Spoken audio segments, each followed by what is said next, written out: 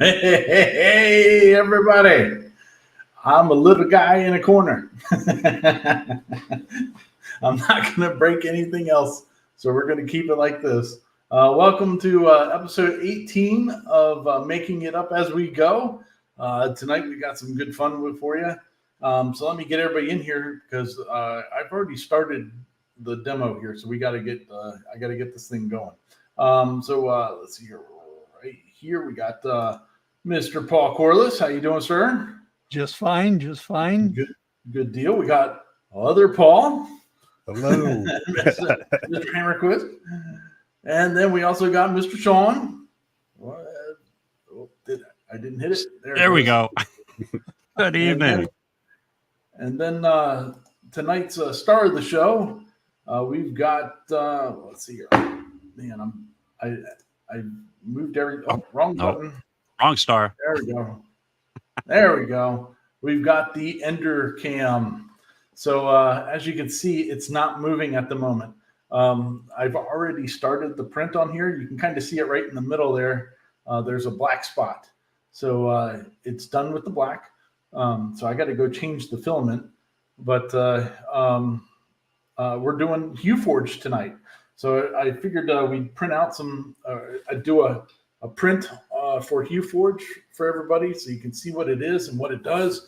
And we got lots of examples and stuff like that on it too. So, and also Steve from HueForge was gracious enough to let us give away one of the personal use licenses. So we do have a giveaway tonight. So make sure you participate in our shenanigans with the hashtags, and we'll pick one there at the end. So very cool of them. Thank you very much, Steve. Appreciate it. And let's get going here. Sean, what have you been up to, buddy? Oh, still playing with trains. This week I was kind of given a challenge, I guess you might want to call it. While you're talking, I'm going to go change the filament. Oh, there we go. That'll work. I joined a new club. It's Garden Railway in Des Moines. It's really cool club. They're stationed in Merle Hay Mall of all places. But when I became a member, they said, "Hey, we have this really cool library. Here, check this book out." And of course, it's a nice thick binder. But what they've done is they've collected all the plans for G-scale goodies, and one of them is a snowplow. Oh, cool! So you need to get you a lapel mic. So I was given the plans, as you can kind of see, and it's a little washed out. But yeah, we can make you big. There you go. Oh, let's see here. My wife would like that. Sorry, guys. There's talent and there's God nature's gift. Still need some talent. Shohei Ohtani plays for the one of the worst teams in baseball. I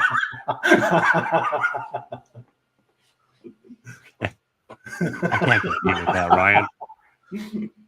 Okay, so that's okay. So I took plans, and this is what I came up with. It's a G-scale snowplow. And at the moment, everything on here has been laser cut. Is 1/4 inch and 1/8. So it's been a fun project this week. For me, just getting this I impressed myself. Yeah, that's awesome. I wasn't sure how I was going to, achieve that, but it fell right into place. So it's a work in progress. So I think the challenge is partially completed. What does the tongue thing in the front do? I'll have a coupler like this one. No. Okay. Okay. So it's coupler goes on there. Yeah. Oh, okay. Exactly. This way they can pull it or push it or move it around however they need to in the yard. She does. But yeah, it's been a fun project. Very cool. Yeah. That's pretty much been my week, and then of course doing modules. Very sweet. Mr. Hammerquist, what have you been up to, sir? Well, been doing electrical around the house. That's that's a little shocking. Yeah, just a little. No, but I did. If you saw the last video, get my old 3D printer out. So I'm going to be coming to y'all to decide whether I try to save this or just buy a whole new one. What is it? Is my question. That's the PrinterBot XL from like 10 years ago. I was going to be nice to say a couple years ago. Well, I was like, maybe I could find an old, like I was talking to Paul earlier, an old Ender 3 or an old Ender and just strip that, put it in there. And because that's a 9x9 bed. So that's it's nice size. I was like, maybe try to save it, or do I just go and get a new one? We'll see. Cool. Replace the board. Yeah. I almost got a new broken Ender this week, but the guy sold it. I was 5 minutes too late sending him a message, but it was an Ender 3 V2 Neo, so it was a good expensive machine, but the motherboard had died on it, and but $50 couldn't have gone wrong. Oh no! Yeah. So, Another board's another 50.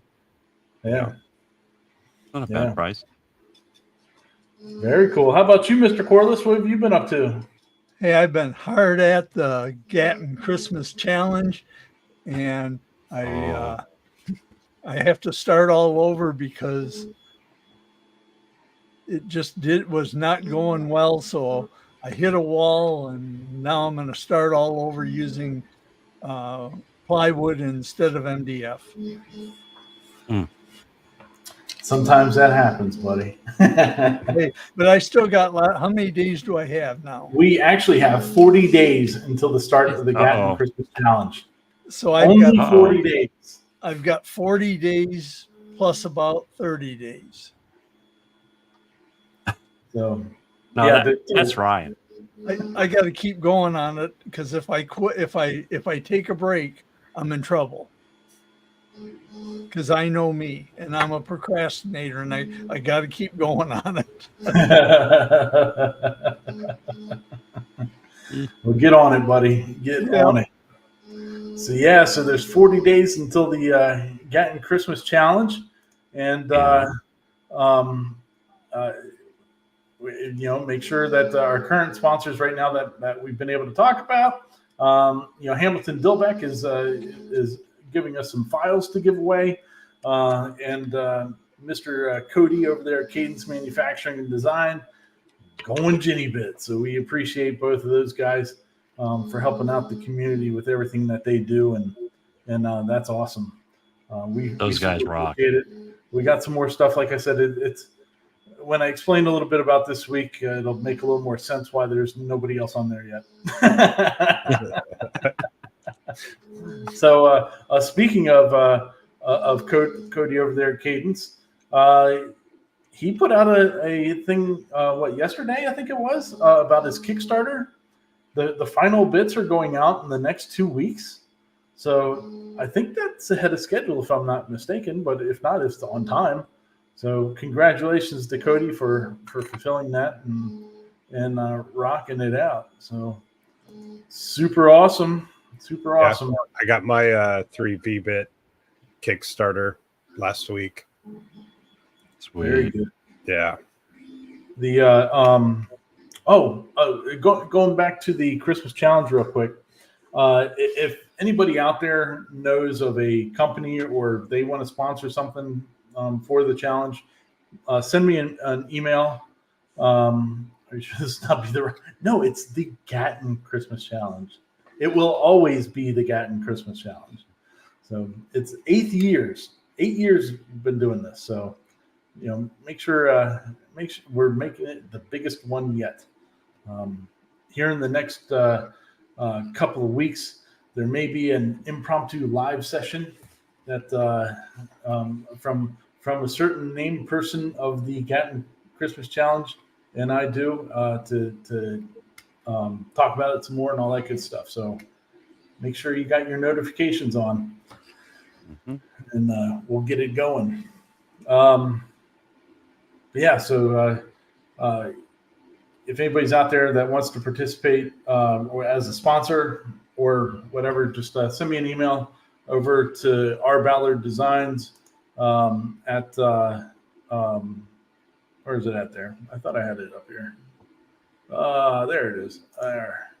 There you go. R. Ballard Designs at hotmail.com, and I'll take it and figure out what we can do. So thanks to everybody. And speaking of the Dave Gatton Challenge, Christmas Challenge, I see we have Dave out in the audience tonight. Oh, is he out there? Yeah. Yes. Good evening, sir. Very nice. Thank you, Mr. Dave. Good to have you out there. I'm not looking at the chat at the moment, but we'll get out there. Make sure it's Paul. I think you're flagging questions and all that good stuff tonight. Cool. Yep. All right. Well, so we're here we'll get started, and we're doing HueForge. So there's been some videos that have come out over the last couple months about HueForge, and saw them on YouTube and stuff like that. A couple of the guys had put out videos, but when I went to that, we're going back to IRF again, over there in Bel Air, Maryland from the other week. Steve from HueForge had a booth there. And when you see these things live, man, it is cool. It is so cool to see. I have some of the pictures that of stuff that they had there, and stuff and all that we can check out. So I thought it would be cool to do. Do you have the photo of the black and white with the lady? Yeah. That was impressive. Yeah, there's some really impressive stuff that you can do with this software. So that's why we got the Ender 3 here in the background. So what I've been doing this week has been trying to get this to work. I was working, so as you can see, we have new studio area here. So this is, let me pop it up a little bit here, and there we go. So this used to be my daughter's room when they lived here, and so they're grown and moved out, and on their own. So they didn't need this room anymore, and it was just sitting empty. And like I've been telling everybody recently, that the office that I was usually in upstairs in the attic, it's got to make it back into a regular bedroom. So, and actually today there's somebody sleeping in there. So my wife's family came in from California. So this week I had to do a lot of running around, just trying to get all my stuff from the office down here, except for the K40. The K40 is still up there. That's the table that it usually rests on, that's back there with the printers on it. So, but the rest of the week has also been just trying to get HueForge working on a printer that I have. Up until, here we'll go back here, up until yesterday, I had been working on my son's printer. And I was just running into a brick wall continuously. I mean, test after test after test, trying to get it to work, because there's some things that you need to be able to do with HueForge. And somebody was asking, Dave's asking, what is HueForge? HueForge is basically, if you've ever seen a 3D printed lithophane, they are backlit pictures. When you look at the front of it, it's a height map of density of usually white PLA, and the thicker the area, the darker the picture is in that area. I don't I've done them before, but it's just pretty cool. But they're backlit. So what HueForge has done is front lit, being able to front light them, and in doing so, you use colors to do that. Also, it's like, I don't know, calling it like a color lithophane isn't even fair, because lithophanes usually printed them vertical, and it went in and out and all that. But HueForge, as you can see, you print flat, and it does the height map that way. And what we're looking at now is really thin layers of now the second color that is going down on the Ender 3, which is orange. But as you can see, you can barely see that there's a tint of orange on there. And that's because of the thickness of the layer. So typically with HueForge, the first layer that goes down is at 0.16 millimeters. And so the additional layers on top of that are 0.08. So we're going to have about 36 layers on this print that's on the machine now, and it's less than 3 millimeters thick. It's like 2.5 or something like that. I mean, it's insanely thin. What's also very popular with the HueForge itself is doing 4 colors. So what you're actually using, because those layers are so thin, they transmit the color beneath them differently. So it's not like you're just a picture of, let's say, Mario, where you have defined colors in this spot and this spot. This really thrives when you have color variation. So let's start and show you. So let's look at the interface first, so I can kind of explain what you're seeing there. So because I've ran into so many issues with the other printer trying to get this to work, I didn't actually purchase the software yet. This file you can find on Printables as a free file to download and print and see if you like doing it or whatever. I'll show you later why some things are important and some things aren't, but it's pretty cool. So these are stock photos that I found, but shows the interface of what we're looking at. So here's what it looks like. And this is from the HueForge site.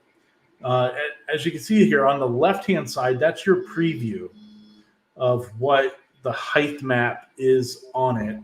And then on the right side, you're seeing what it would look like if you're looking directly on it. On the far left, you see all the different colors there listed. And so what they've done is they have a huge library of color filaments that they've tested. Let's see if this one's any clearer. That one's a little bit clearer. Yeah, so like I like to use Vauxhall PLA. So you would scroll through. I don't know if they have those in their library yet, but you can. They show you how to make your own color transference little cards and stuff like that. So you can add your own PLA in there, because there's 100 different manufacturers of filament now. But they have a huge catalog of those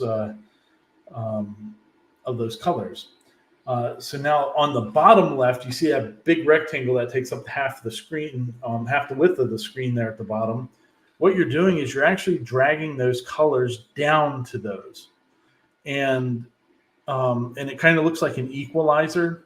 So what it's doing is you're actually manipulating the color combinations of what you're going to see. So for this mech droid thing, you're going to usually you start out with black, and that does the bottom layers, and then you go lighter on colors as you get closer to the top. So usually white is your top color. And then, this is a, whatever it looks like it's a 4-colored print here. And just by judging. So the numbers that are on top of there are actually showing you what layer the color change happens. And you can adjust that to get whatever view you want, or whatever look to the product or the end product that you want. So, as you can see here, there's going back to this wave one, it looks like they used 3, 6, 7 different colors. You can use up to 16 colors and stack them on there. I'm sure you could even put another black in on top if you wanted to for something. I don't know. But usually you're going from black to white with the other colors in between. It's pretty cool though. You can change the different the thickness of the whole end up print. Like I said, what we're printing here is only it's less than 3 millimeters thick at the end. So, but if you wanted to make, let's say, a keychain or something like that, you could set a minimum depth of the bottom color, which would be black. So, if you wanted to make that 3 millimeters, you could, and then layer up the other stuff to make something that's firmer and flat and such like that. So, the color variations that you can do are pretty cool. Hey, while we're starting to talk about it, we should probably go ahead and put HueForge, hashtag HueForge, into the chat. You can do that. Yeah, hashtag HueForge, folks. So what happens when you're done figuring out what you want this to look like? Well, what you do then is it will send out an STL. It'll save it as an STL, as a height map, like you can see here, on that left-hand side, the different height. So it'll send out the STL, and then it'll also give you a list of, hey, at this layer, you need to change to this color, and from the colors that you've put in there. So then you can put it into Cura or Orca Slicer or Prusa Slicer, whatever you want.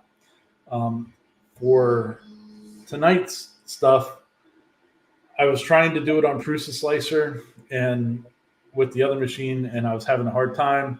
But that seems to be the one that most people use. I used Cura, and so here I got a close-up of, you can see the depth of the layers that it'll be building up, and going in. You can also see there why I started the print before the show started. Because on my son's printer that is down here, this whole print would have taken 45 minutes, including all the color changes.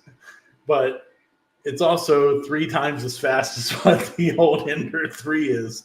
So buckle up, Buttercup. We're in for a ride tonight. But yeah, so I was trying to get a print that we could do it in a normal show length, but not being on the Cobra 2 of my son's, it didn't work out. So you may be asking yourself, why didn't it work out on the Cobra 2? The reasoning is that you need. Oh man, what happened? I just lost the camera. Or no, we lost Sean. Sean fell out. Lost Sean. The reasoning is that you need a few things, and to a really good video to watch, if this is something that interests you. And it is there's HueForging, which is the web on the YouTube channel for HueForge, because there's no instruction manual on this, on using this program. Steve has done a bunch of videos going in depth on how to actually do it, which I think is kind of cool because everybody, most adults are such visual learners that it's a really good way to show people how to do it. But also, teaching tech. That's why I thought I must have saved that twice. But teaching tech, he does a great video on it. And if you look in the description down there of the video, there's a link to his video that talks about QForge and goes into detail on it. But the main thing that we are missing here on the Cobra 2 is you need to be able to pause at a certain layer, like we've been talking about, to change the filament.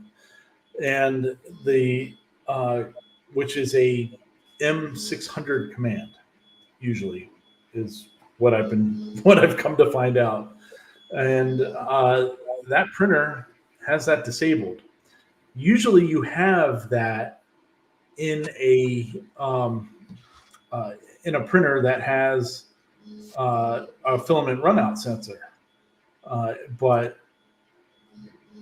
that printer, for some reason, it doesn't work. Like not the runout sensor works, but that M600 command doesn't work, which is kind of crazy.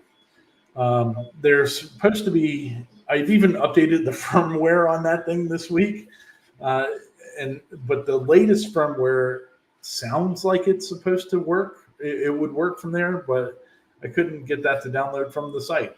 It would download and the zip file would be broken, and you couldn't extract all the stuff out of it.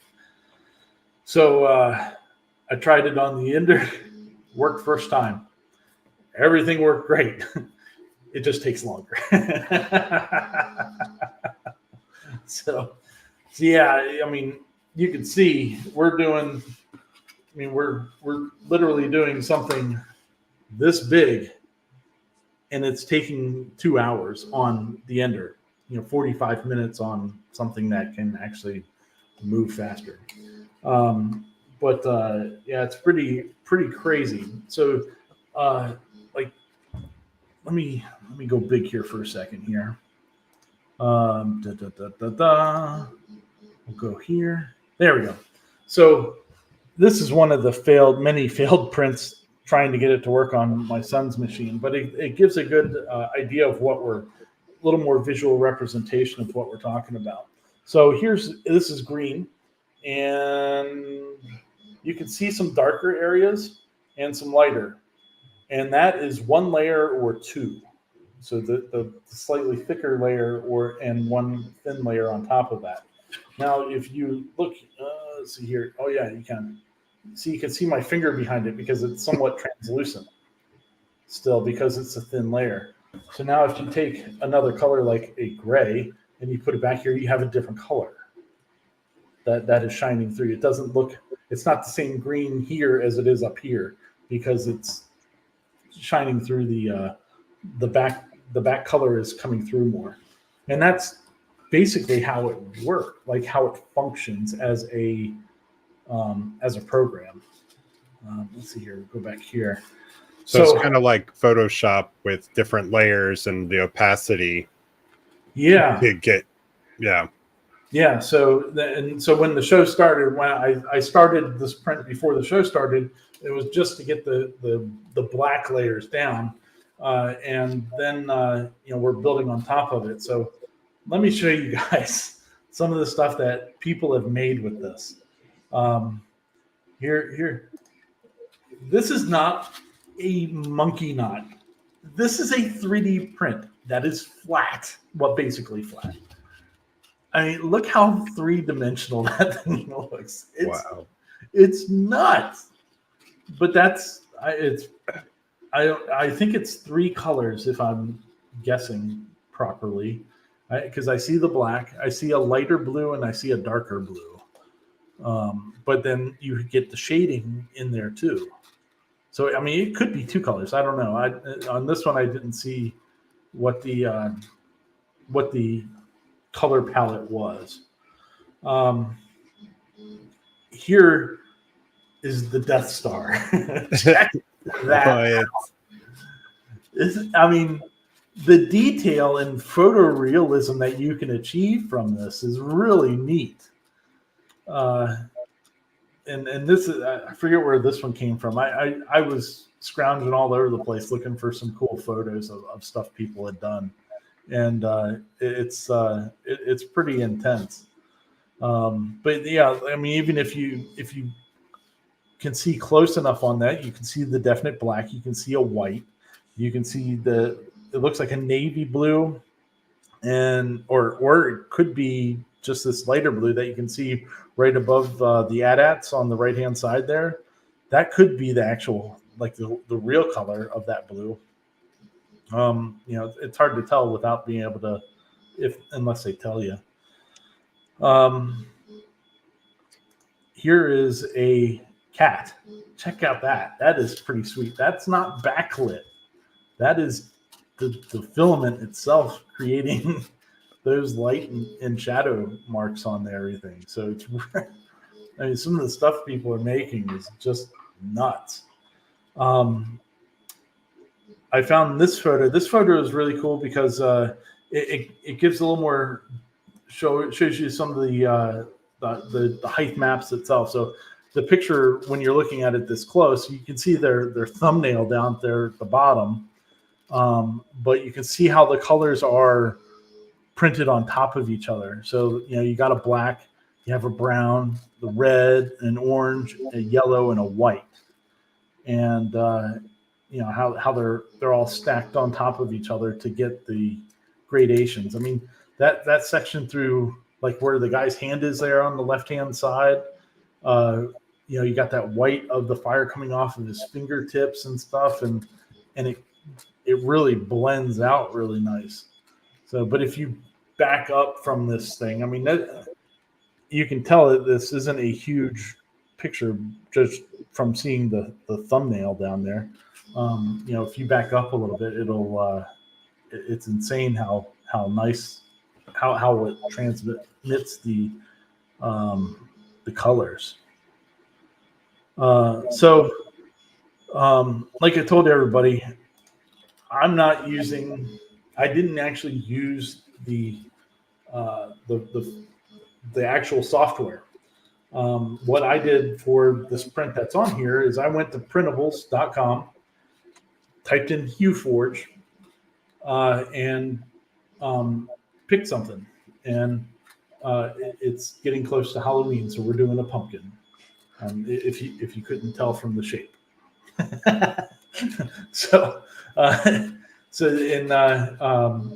But there were, when I looked earlier today, there was like 847 or something like that results of people that have uploaded their design or their HueForge picture. And there's Mr. Sean back. Yeah, get him in here. There we go. Now we can go back to our Sorry about that. other thing. Oh, you're fine. We'll just make you big for a second. You can't help it if you fall off the internet. I just like you today. So what people do is, like, here, I'll bring this one up here. So this is Moai. So you can see, like, it's HueForge Moai. They usually tell you to make sure you print it at 100% scale, because if you don't, that kind of screws up some stuff for the detail of the height map and all that good stuff. But you can see there, it's let's see here. It says 4 hours and 49 minutes on that one, but I don't know what it's talking about with that, because it's it would depend on your machine. So I don't understand what that stuff is talking about. But in the description of this is what people really are doing pretty cool. So, they'll put in there what filament they're using, and see there's that transmission distance of 0.0 or 0.5. So that has something to do with that has everything to do with the color shining through. how opaque it is.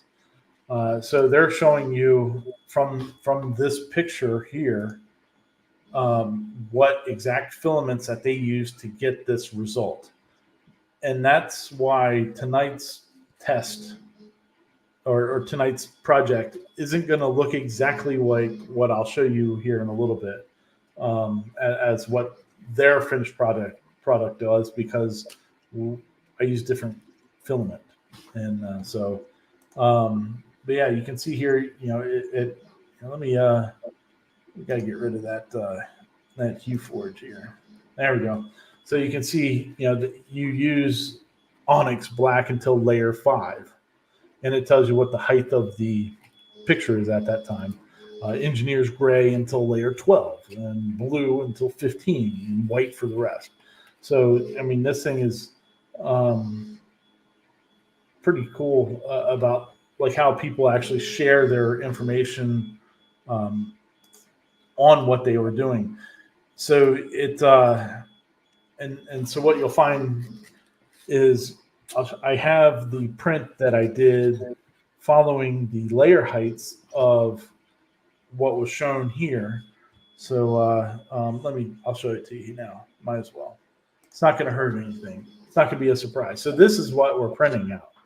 It's the Hue Forge Jack-o'-lantern. So it's 4 colors. You have black, you have orange, yellow, and white. What I'll when we get closer to being actually done here, I'll show you what the one is that I printed out using their layer heights that they say to change at. But the filament that I have transmitted differently, so it looks completely different. So what I had to do is I had to go and guess closer on what I thought would be a better color transfer for it, because my orange evidently is very translucent. So it came out quite a bit different on the first try, the first successful one.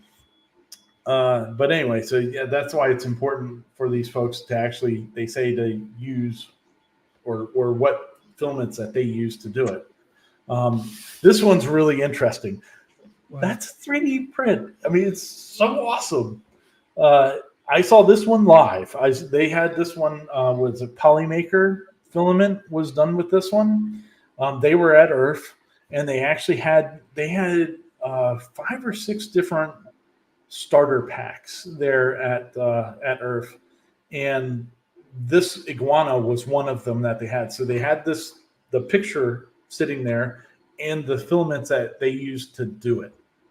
So this one was all done with Polymaker green filaments, and there's I think there's 2 greens, a yellow, the black, and white.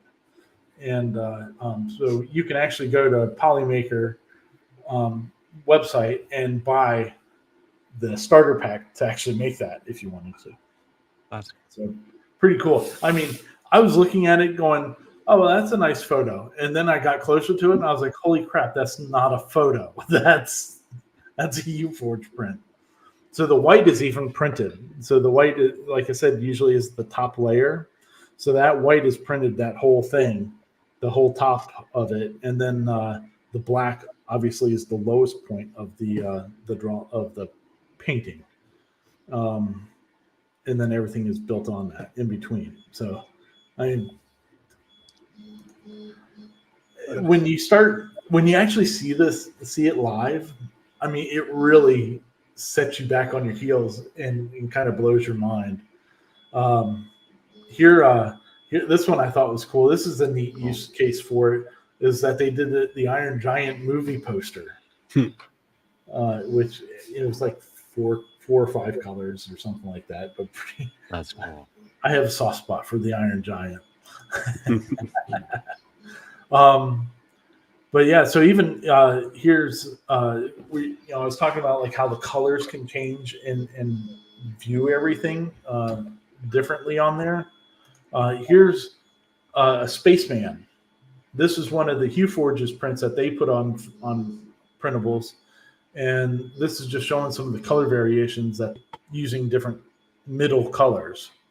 So you get some wildly different results with different color combinations. And I thought that was pretty sweet. Let's see here. So how are we doing with? And do we have any questions or anything that we need to jump The out only, there? I had it up there for a minute, but one of them was that Ray Dixon said he bets it uses a lot of line. But No, that's the thing. It really doesn't use much filament at all. Because it's printing so thin, it's really not using very much filament at all to make it. It takes a lot of time to do it, but the actual amount of filament that it's using, it really isn't that much, considering. So it's pretty neat. There we go. Let's see here. Oh, well, let's. Oh man, we're 46 minutes in already. Whoo! It's getting close to the next color being going down, I think. Oh man, but you know what? Since we're gonna have a longer show tonight, Paul's gonna turn into a pumpkin.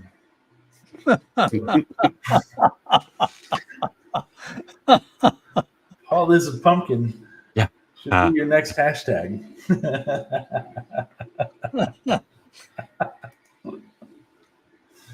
So, A good one. yeah, I thought it was good. Well, sorry, Paul. What did you have?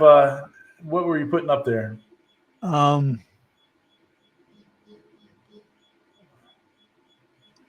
yeah, the creepy crawler maker was neat as a kid. Yeah. Oh yeah, I love those things. it's wild. Burn your fingers too. Yeah. Oh, speaking of which, my son joined the 3D printer community the other day. Yeah, he touched the nozzle. He came up to me, goes, "Dad, you're gonna think I'm stupid." And I went, "You touched the nozzle, didn't you?" He goes, "Yeah." I said, "How bad did it get you?" He goes, "Oh, it got me pretty good."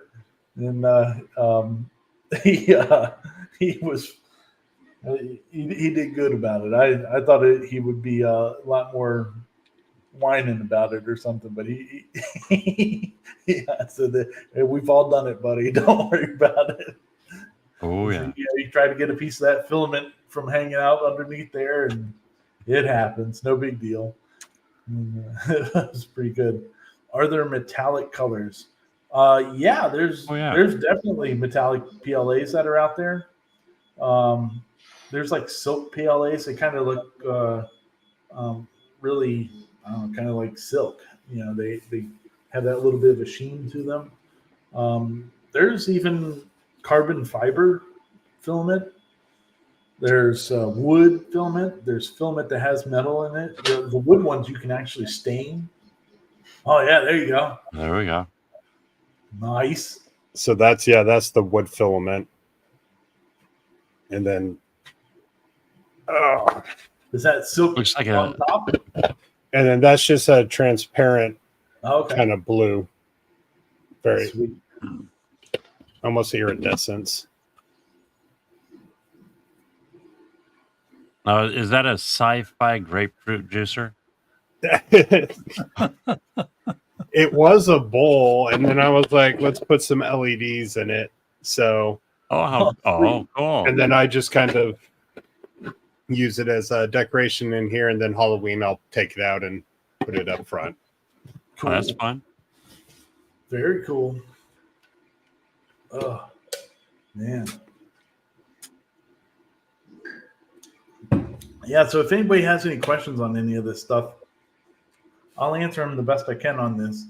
I'm pretty new at the HueForge stuff myself, but I've messed up a whole bunch of times this week, so I know what not to do.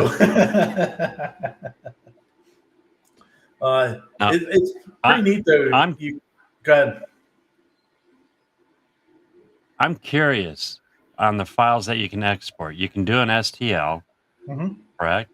You can also export a sliced file, from my understanding.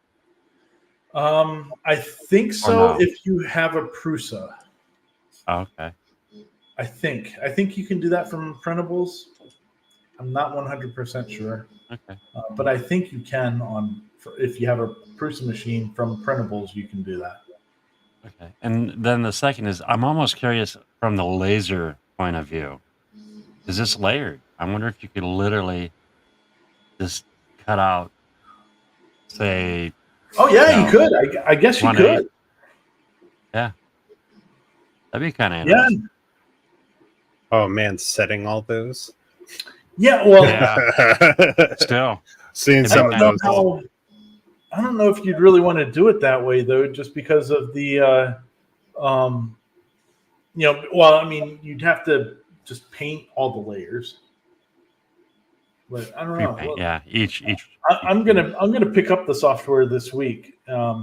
So we're giving away one. Steve gave us one to give away, and I haven't even bought it yet. So I'm gonna be buying my copy this week. Let's talk about that for a few minutes here before I show you some more stuff. So the pricing on this thing. So pricing is ridiculously cheap, I think, for what you're getting for what this thing can do. You have 4 different levels. The first is the personal use. That's what we're giving away tonight. You can make all you want. You can give them away. You're not supposed to sell them. You're not supposed to, and you can't sell the files or anything like that. That's why I think you see the ones that you do on printables, because, and also on Thingiverse and Things and all that, is that they're not selling that file. They're just putting it out there. So, I think that's who is putting them on there, because they're not getting any money for it. So $18 for the personal use. The limited commercial means that you can't sell the files. You can sell whatever you make, but you can't sell the files themselves. And then there's the professional, which means that you can sell the files that you make. So like on Etsy or whatever, you can sell what you're printing, and you can sell what you're creating with the software. That's cool. And as you see there, the limited commercial and the professional, those are annual. And then the lifetime for the commercial is $250. So I think if you're selling the files and stuff, I think that's plenty worth it. I don't know. I don't know if it's worth it to do or not, but I haven't looked into it that much with or contacted anybody that's actually selling the files.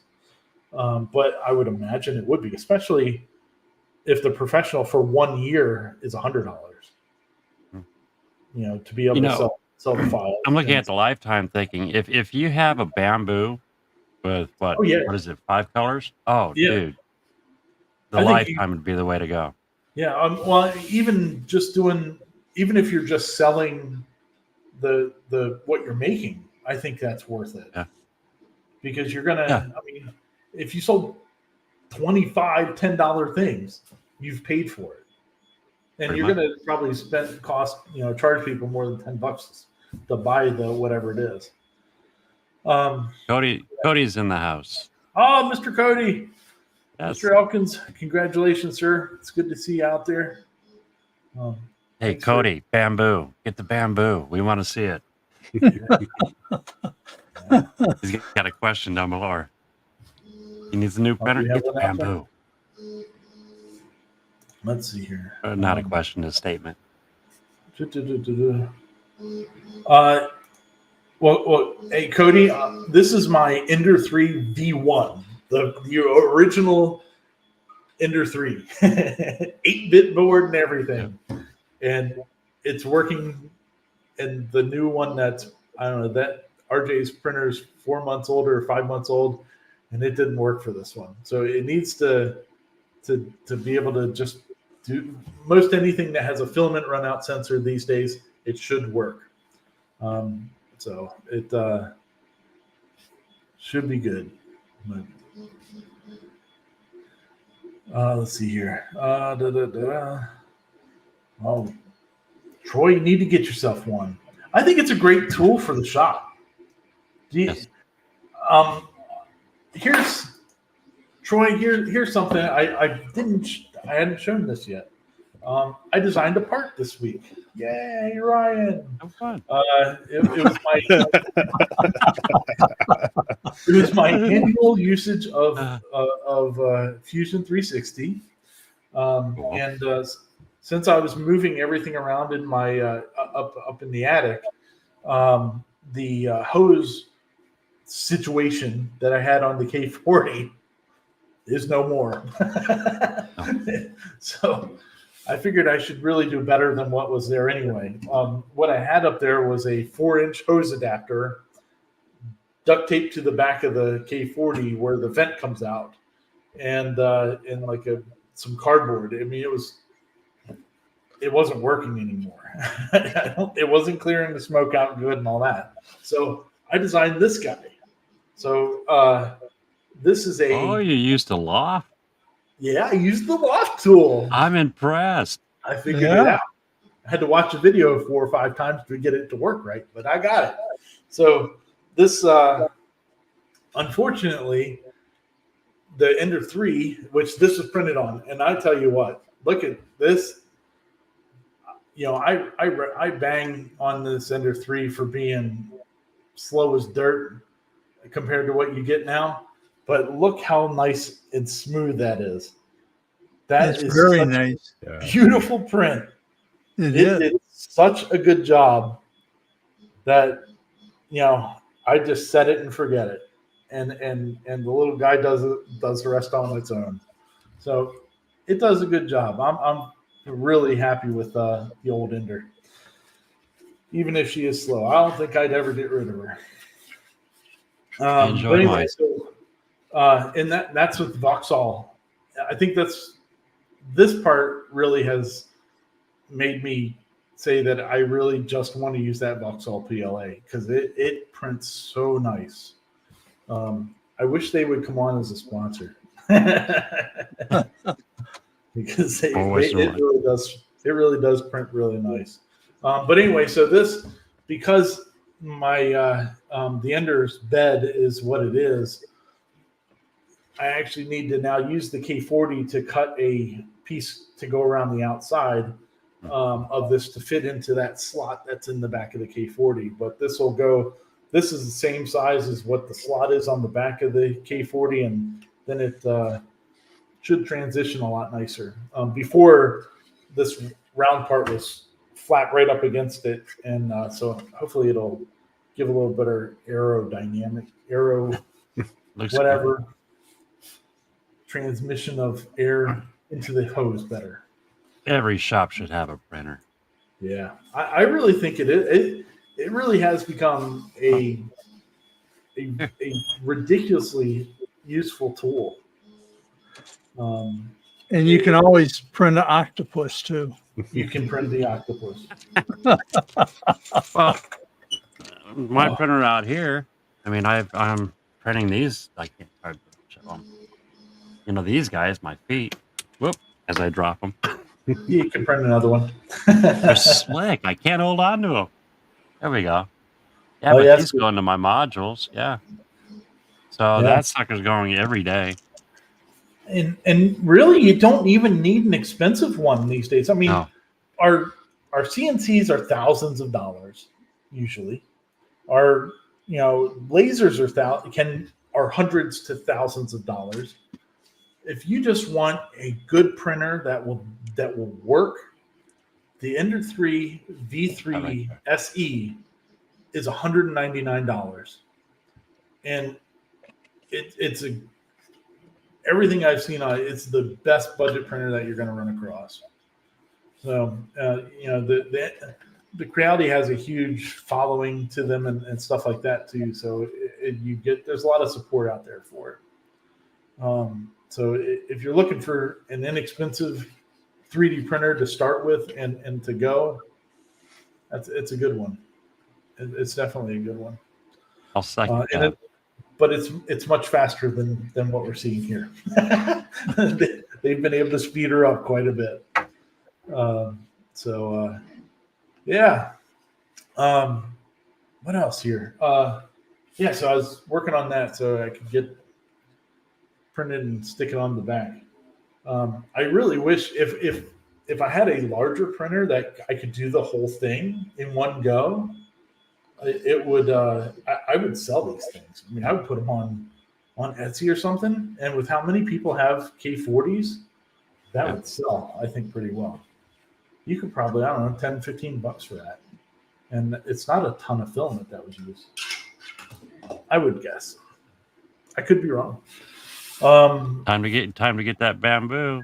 Brandon's asking if does it auto level. I don't know which one. If you're talking about my ender, no. But the SE, it does auto level. I think it still has wheels underneath to get you generally there, but it has a probe that will go around and do the auto leveling to take up for any extra space. So yeah, most all of them now that are sold, any new machine, usually they come with some sort of auto leveling. And I think that's really been helpful. It's really made it so that people getting more people into it, because dealing with the wheels and crap is kind of a pain. But once you get it leveled one time, I mean, you check it every couple of months, and it usually stays pretty good. It usually doesn't move around very much. Let's see here. So, you can see that orange is getting really defined in there. Yeah, we're getting good. She's filling up in there. All right, let's go back here while I got a couple more pictures I want to show on what this Huforge can do. And then there's another video we need to talk about. So here is a Halloween themed one. Check that out. Oh, it looks so cool. That's awesome. Yeah, I love this one. This is such a cool little spooky house. And I think you can get this one for free too. This one that was on printables, I believe. But such a cool color combination. I like the spider webs everywhere. So neat. It turned out really cool, but that would be a neat little Halloween decor item. This next one, this is I think this is the last one that I saved to show everybody. We can always go back to anything if anybody has any questions about them. This one was printed today, or posted today on the Huforge Facebook group. It was printed or posted this afternoon by this guy named Paul Sherwood. Is he other Paul? Paul G3. Paul G3. Let's see here. I just got a message. Oh no. I was thinking that might have been him. Cody sent me some pictures of his dinosaur. Man, check that out. Those are cool deals, Cody.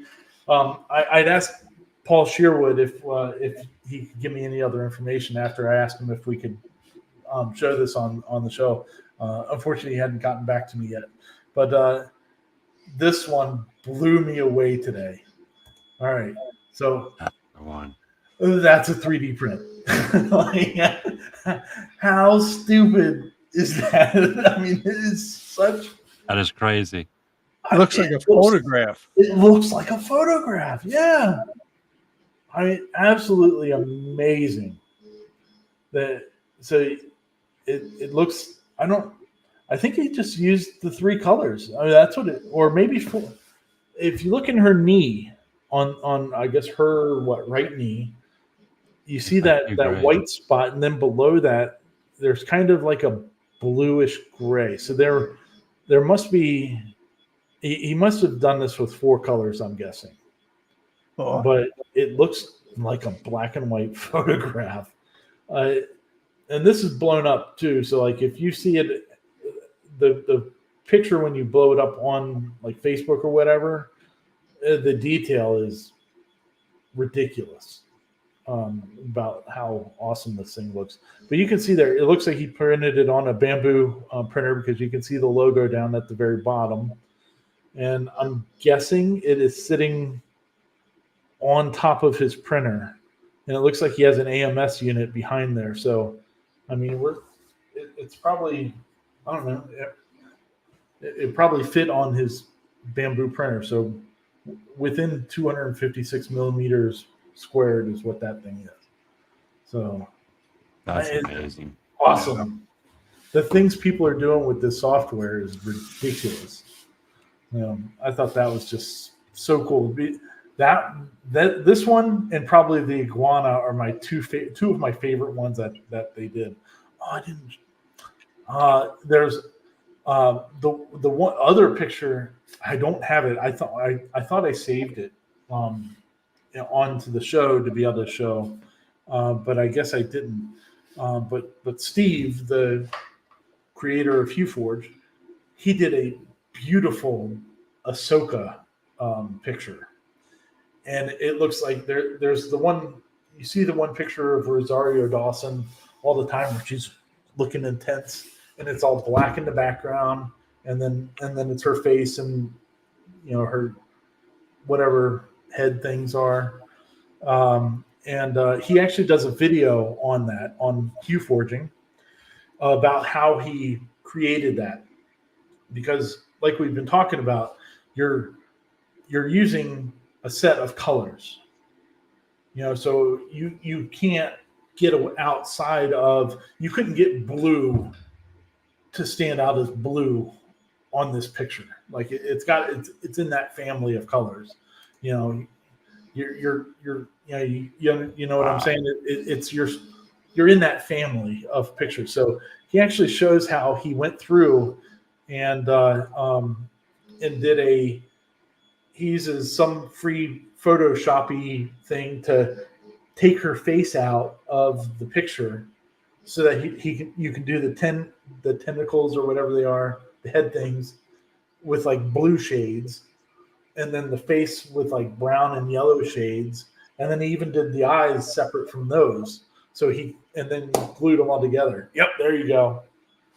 Yeah, well, that's one of them. That's not the one that he did. But YouTube videos around. Are they using? Yes, they are using. People are doing designs for 3D printing with it. There's several of the ones that I saw, like on printables and all that of stuff that you could download and do. Where hey, this is an AI image that was generated, and I think that Moai one says that even. Let's see here. Yeah. So this one, no, or maybe it's. Let me look here. I think so this one was generated with Midjourney. So people are using it for design stuff. Pretty cool. I dug it. I thought it's really cool. So it's going to continue to print for a while yet. But let's. I wanted to bring up a video. Oh, thank you, Mr. Gatton. I appreciate that, sir. There's this. I ran across this week. Project Anonymous. I think this is a father and daughter YouTube channel. Now, Mr. Corliss, do you recognize that pumpkin? That is the exact same pumpkin that you showed the other week on the show from Dollar General. It is, isn't it? It is. Yeah. Yep. Yeah. They show it in this video. And as soon as I saw that, I started dying. Yep, that's it right there. I started dying. It's the exact same one. Yeah. Yeah. So these two, they did a great job on this video. And as you can see, it doesn't have a ton of video views. So it'd be nice to get them a couple more views. They used they painted it, and then used their Monport 40 watt K40 style laser cutter to etch in the "Hello Fall" to it, and so they end up just doing it enough to burn through the paint. Like they didn't actually etch the wood any, and it turned out really good. So they went and painted it and then burned it off. That looks good. Yeah, they did a good job on it. I was watching a couple of their other videos too that they seem to be doing pretty good. They were doing one on lasering etching glass and stuff like that. And there's a couple other ones that were out there that I guess they pretty recently have gotten their laser and are having fun with it. Is my guess. But yeah, it shows you how to do it. They did the design in Inkscape and burned it up. But I thought it was really funny that it was using the same pumpkin that you had shown us. It made me laugh. $1.25 at Dollar Tree. Yeah, and then you could sell that for $10. Oh Easy. yeah, $10, $20, $15 for a custom painted and engraved sign. Yeah, get on it. I thought it was so cool. Oh, let's see. Sorry, I keep looking to see if that guy is sending me any more information on that guy. Nope. Just the wife asking me if I'm taking the dogs out tonight. I'm gonna have to hold it for a little bit. It's raining like cats and dogs outside. Yeah. Let's see here. Yeah. So that was pretty cool. I enjoyed that. Let's see here. What else is going on here? We got a little while left here to go. We should be about done with the orange. It might have a layer or so left to do on the orange, and then we'll be switching it over to yellow. The yellow, I think you'll see with this. I wasn't too happy with the yellow that I have. It's kind of a milkier, whitey yellow, kind of like my shirt. It's not like a real pronounced yellow. So I think that could be that on this project could be better, but I'm using what I got. I'm stealing my kid's filament to do the yellow. The black. All right, so here's where all the filament colors came from on this. The black is Prusament. The Joseph Prusa. They at the show they were giving away some samples, sample bags, and it had black and a green, dark green. It had black and it had green in it. So I've been using that up for testing because, like I said, this really doesn't use all that much filament, so it doesn't eat up a whole lot.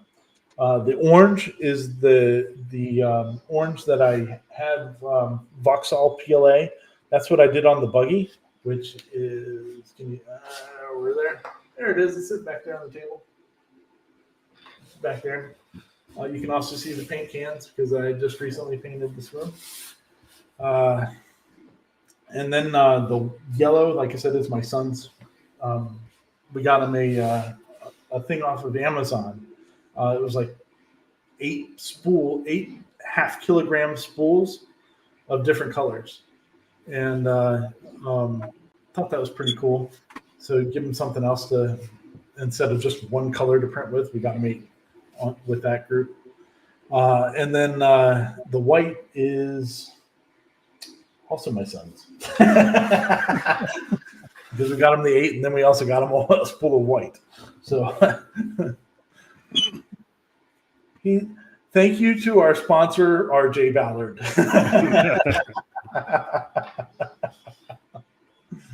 So very cool. So it's been fun playing with this. I'm really looking forward to doing some more of these though. This week I'm going to buy the software. I'll probably just buy the personal use one because I'm playing with an Ender 3. You know, it would take so long for me to print anything that I could sell that it wouldn't be worth it at this moment for me. But maybe if we get a better, faster printer down the road, we can. I would up it to do something to sell. Yeah, I'm gonna try that out. But yeah, so anyway, we were going back. Let's see, where are we at? There we go. So we had we had Paul's the Pumpkin and Hugh Forge. So if you didn't have those in there already, you should make sure at least one of those is in there. Maybe two of them. Maybe neither of them matter because there's still one that I haven't shown yet. So one of these will get you a free personal license to Hugh Forge.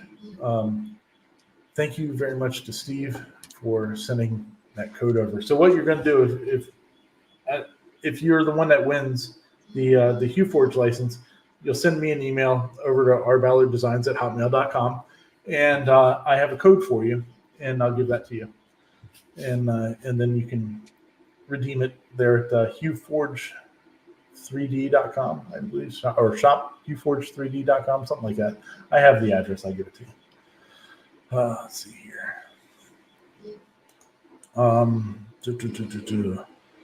Where are we at here? Yeah, so I think that's most of the information that I had here. So let's see. Do we have any comments? Oh, thank you, Sean. Very nice of you. I think I finally got around to. Actually, that was Cody. That's right, from Cody. Oh, Mr. Cody did that one. Oh, thank you, sir. Mr. Cody threw that one up. Here's somebody that needs to have this software. with how many P1Ps this man has, he needs to have this software. Definitely. I think that would when he's not printing droids, he could be printing Death Stars.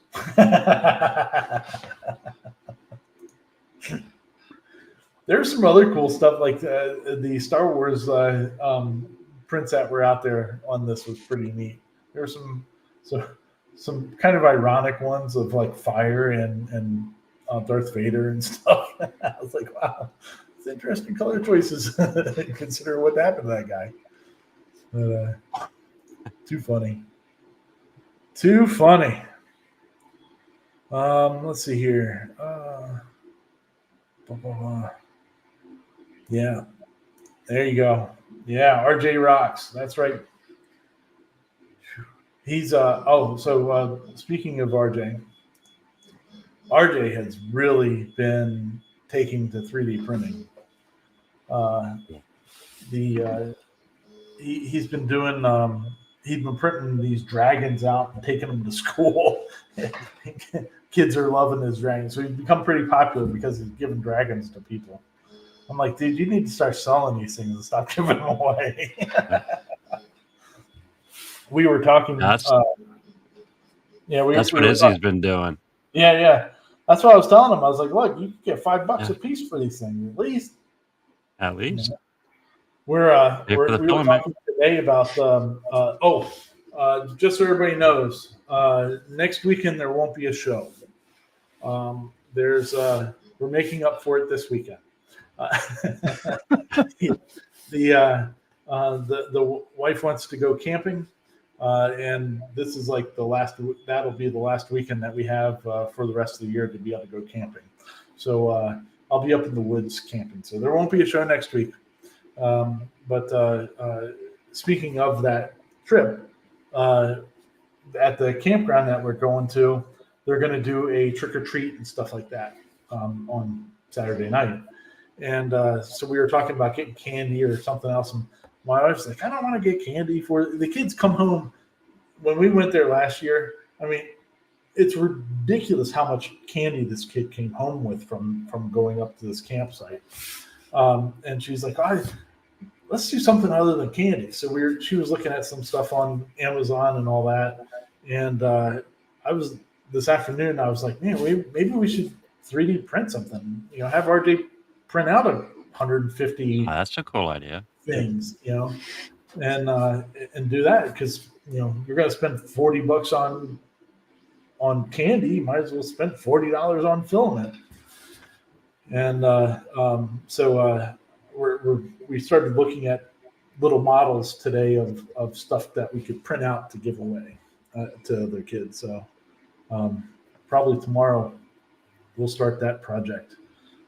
Trying to find something that's not too difficult that we can knock out by the time that Thursday, Friday comes when we need to leave, and that we could have 150 of them live stream from the camp. They can't. You're right up against the mountainside up there in Pennsylvania. It's in Milton, Pennsylvania, and the campsite's like right up in a valley of mountains, and reception is horrible. If it changes, I'll give it a whirl, but I doubt it. Yeah. But and plus our neighbors probably wouldn't like me sitting out at the table hollering about Like this. Okay, print out QR codes to show. Yeah, that's right. That's right. You can do it. You can do it with UForge, right? Yeah. Hey, get some Easily. glow in the dark filament. Oh yeah, that would be a good idea. Because you could do just like you're doing with this, but a flat layer black and then like a skull and then put over the design and glow in the dark over it. That'd be a good idea. Well, the only issue with that, which is a cool idea, that you'd have to sit here with it, with them all. Oh, yeah. But doesn't that keep the kids entertained? Oh, yeah. Yeah, but we're talking, I'd have to have 150 of them by Thursday. The old man would be sitting there doing it while boys at school.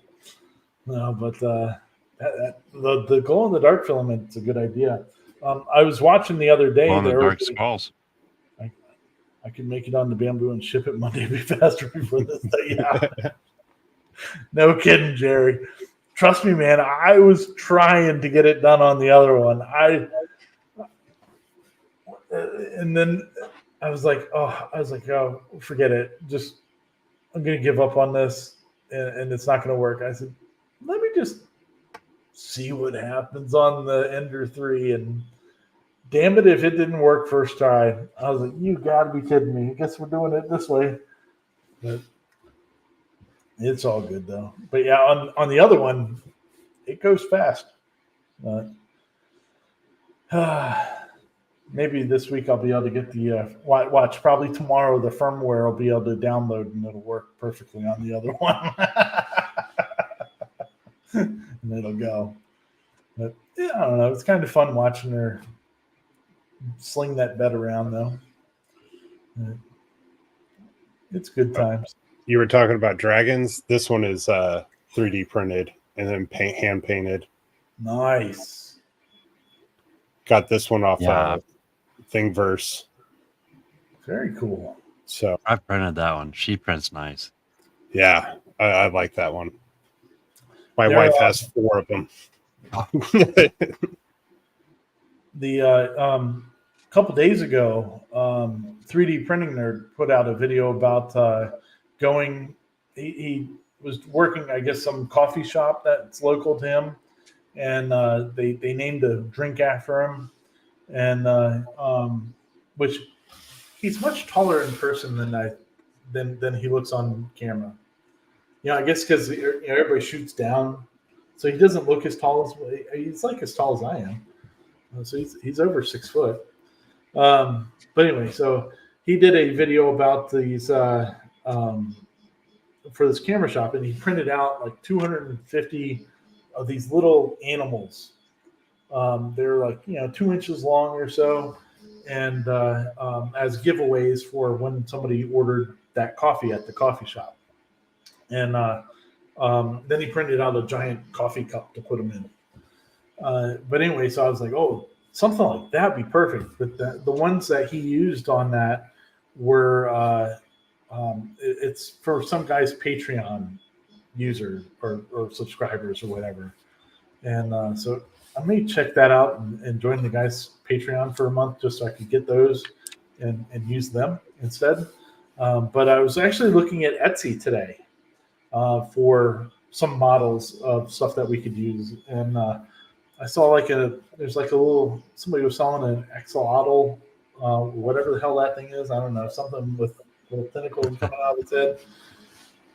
I'm sure it was known as catfish or something else before, just like they do with tilapia. It hasn't always been tilapia. Mandu seats 100%. I'm waiting for the material for this. Let's go. Nice. Very cool. Very cool. But yeah, it would be something like that. Yeah, it was like $2 or $3 for the design, and then print them out. I don't know. We'll have to make a decision here tomorrow because we're gonna have to order some extra filament. We'll just print the crap out of whatever we have here, but I don't want to use everything that the kid has. I like him to have some filament on his own. Next time you order one of those kits with all the different filaments, order 2 of them. Yeah, right. Yeah. Well, if I would have thought, evidently, I was not the first one that thought about this. The boy said something to his mother the other day about, hey, why don't we print stuff out for Halloween? And so I was like, oh, hey, good thinking, guy. After I heard about that, yeah, my wife was like, oh, yeah, your son already beat you to that thought. Okay. But if I had more time, I would just order the Vauxhall PLA, but it'll take several days for that to get here from California. So that's not going to work out for this one. But I tell you what, I like that filament. That's good stuff. Trying to think of what else is going on. Bob CNC. Let me see here. What did let me check my email here. I got an email from Bob CNC the other day. They have, where's it at?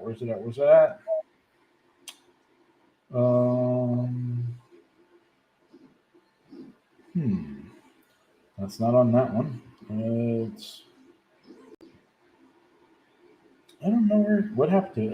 There it is right there. They're introducing a Quantum Max and a KL744 starter bundle. Oh. Pretty cool. The Quantum Max starter bundle includes a Quantum Max CNC router kit, a XYZ touch probe, Vectric VCarve Pro software, Bits and Bits 60 degree V groove bit, and a Bits and Bits downcut spiral. It's okay to learn on Bits and Bits, and then you can transfer over to Cadence Manufacturing. It's okay.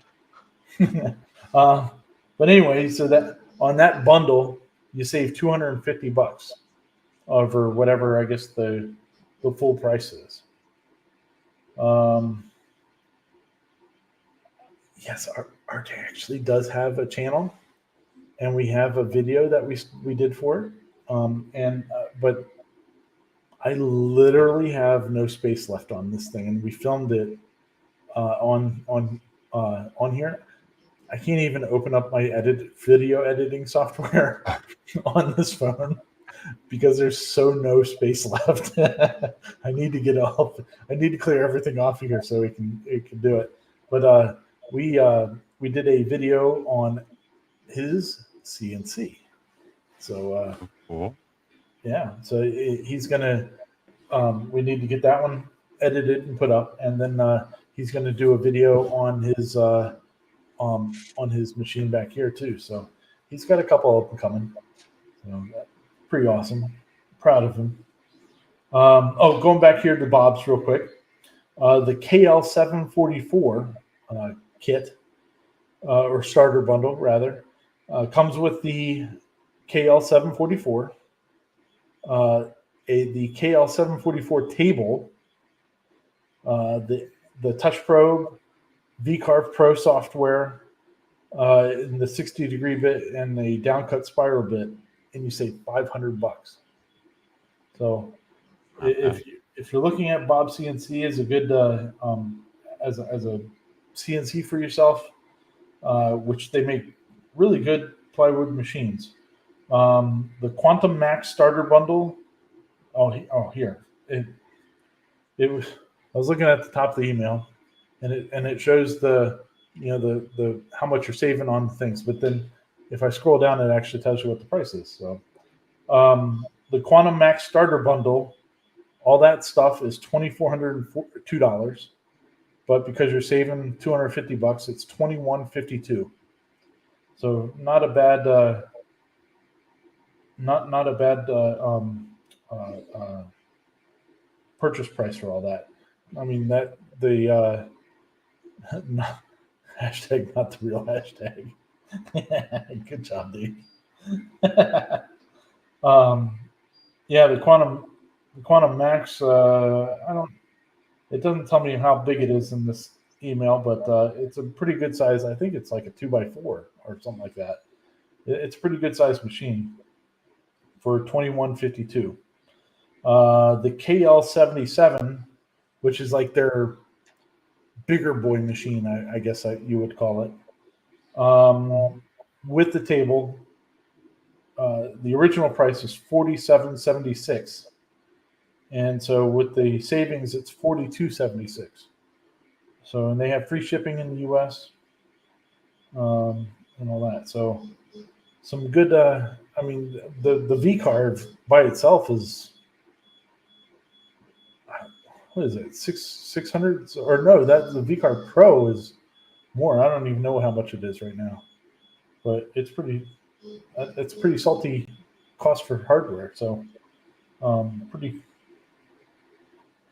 good savings on those. Being able to save the $500 is basically getting VCarve for like $100 or something. Oh yeah, yeah. So I like his machines. I admire Bob. He's come a long way. He started with the printers and yeah. After putting years together ago. the Revolution, man, the engineering he has put into it is pretty unreal. It is it putting it together. I would love to put another machine together for somebody. Like if somebody I knew was getting one, they were like, I don't want to put this thing together. Let me. I love putting stuff like that together. I love going to IKEA. That's why I love IKEA, because you got to put all that shit together. And I'll just sit there with the look. Nope, that's not it. There it is.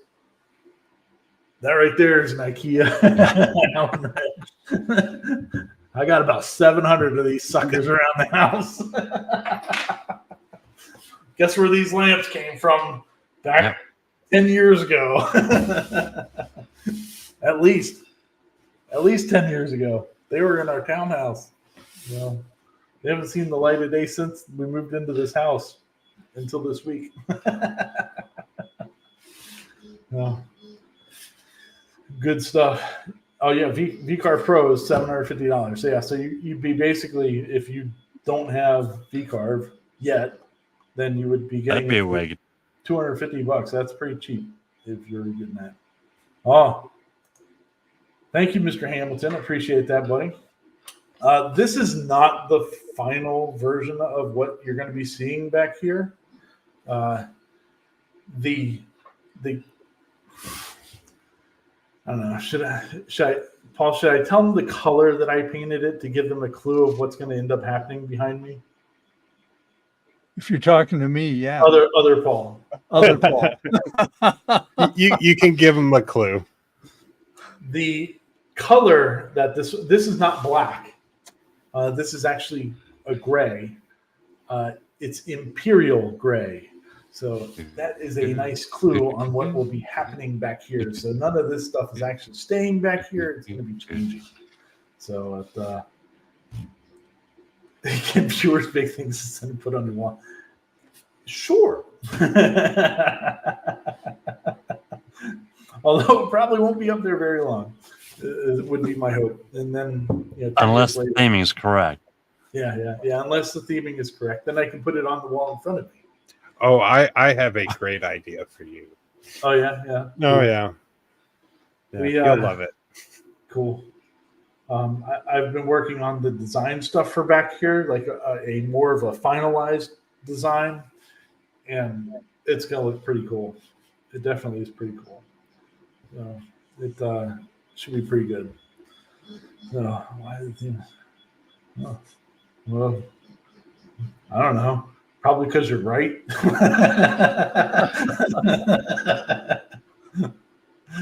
No.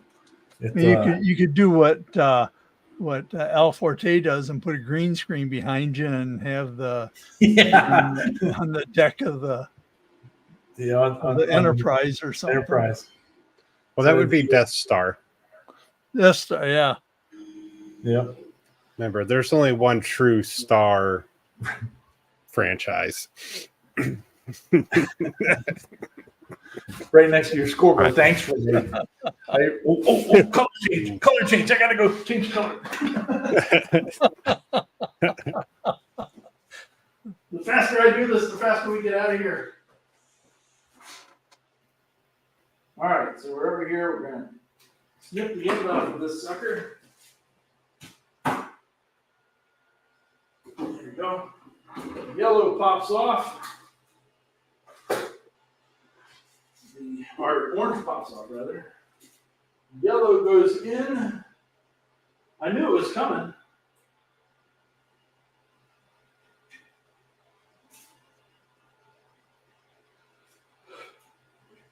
Oh man, it's looking good. Let's see here. Move the camera there. You can't see it. The bar's in the way. I probably screwed it all up by moving it too. All right. There you go.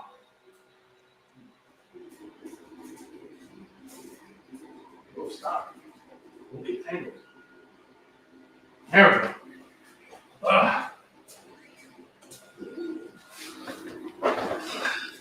Yeah. Yeah. A fool and RJ. I see, Jerry. I know if you want to send me one, I will definitely use it. Look, if you want to send me the A1 Mini with the filament changer and all that on there, I'll use that too. We can test it. All right, so now we're doing the yellow. Sorry, I thought maybe I'd be able to show it. If the bed pulled forward, instead you would have been able to get a good view of it if I would have tilted it forward. But not with that. But since it's getting closer to being done, oh, look, you're being able to see it pretty good right now. Very nice. All right, so let me show you what version 1 looked like. So the here, we'll go back over here. We'll go here. So this is what it's printing out, right? This is what their version of it looked like. So with that, I put the numbers and all that, the layer numbers in so many times that I've already memorized them because I've tried this so many times. So the first layer change was at layer 8 of 36, and that was from black to orange. And then from orange to yellow happened at layer 20. And then 24 was white. And up from there. So is what they were suggesting on here. Looking at this picture, I think that they had those numbers wrong because you can see the white only goes down like 3 layers. So it's only right at the end, I think. John, I'm using the original Ender 3. The only upgrade that's been done to it is that I did the direct drive hot end a couple months ago, and which I love. I think it really helped out my printer. I was having problems with it before then. But so you can see here that those were the filament height changes that I had to do. So let me go solo here for a second. Hello. Do you like the TV in the back? You guys like that? That's It's kinda too cool. small. It's far too small. Yep. I was trying to get my wife to let me bring my 50-inch TV that we have upstairs down, and she said no. So, so I have to that one. But we need to rectify this situation. I kind of like it back there. It looks kind of neat, but it would be better if it was bigger. But anyway, that's one thing I've learned. All right, so let me bounce out of here real quick. So that's one thing I've learned about this whole YouTube journey thing is that the better you try to make your show and all that, you have to just keep spending money on stuff. Like trying to get this background looking decent. The TV looks nice back there, but realistically, it should be like right behind me. But this camera that we've been using for the last couple of years, the TV back here, the brightness and all that is turned so far down that you wouldn't be able to watch it like as a normal TV with it that low.